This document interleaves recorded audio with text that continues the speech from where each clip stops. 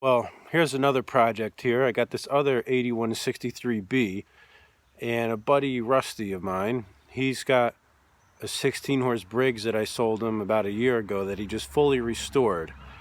And it's given me a lot of inspiration to try to get this one running. So let's take a look at it. This is the machine. For those of you that haven't seen it, I rescued it about 2 years ago from an estate of a gentleman that passed away. And I got 4 or 5 other tractors from the guy also. This one's in the worst shape, but the Briggs back here is complete. And it's not locked up either. It turns over. And it's an old 16 horse. Someone had made a plumber's exhaust for it. And all kinds of other stupid stuff, like all the linkage on the governor and all the throttle control rods are all shot. So I just bought a whole bunch of them on eBay, like NOS ones. The clutches apparently have some issues with them, as you can see, but there might not even be any meat left on them. But nonetheless, I want to try to get it running.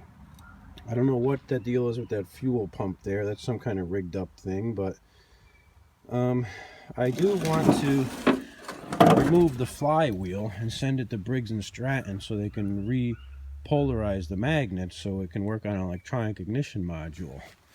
So that will be my next major project. So I'm hoping to take that off and mail it into them. Something's funky on my wire and on my 8163B situation here. So we're going to go over to this old machine here, see if we can get the hood off and take a look at the wiring in this one. The other machine had a fire at some point and somebody had removed all the wiring, and it looks like this one's no better. This is just a shitload of wires in here that go everywhere, including a relay, it looks like. What the hell is that for? Anyways, let's see, there's no relays in my other one. So the question is, how is this one wired, and what prongs are they using on the key switch? Because I think someone took a shortcut on the other one and eliminated a few connections. No, this is the same way. It's got nothing in the battery terminal, and I think what they did is they somehow like shortcutted the battery terminal by using the voltage regulator terminal to feed the key switch or something like that. So all right, that just gives me a little bit of food for thought for this one. Well, let's come back over here to this one again and see that. So anyways, let's talk about some more differences between these two 8163Bs. So this one has a straight lever here for the PTO, and I noticed that the other one has a curved lever. And the other one must be like about a year older than this one, I think, but you know, let's go back here and look at the clutches on this one for 1 second. Let's see if we can do that. You see the clutches on this one have a lot of meat on them and stuff. And they look pretty decent.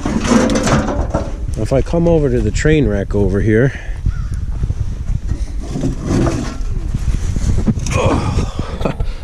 I don't even think there's any clutch on here.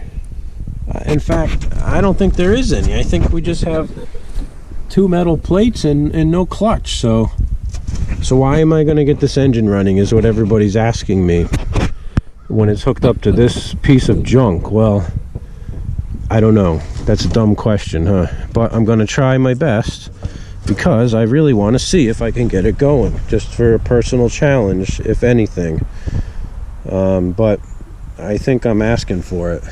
So again, if we go up here and look at this one, it has a rod here for the high-low range, and it has the bent one for the PTO, where the other one has like a square-shaped one for high-low.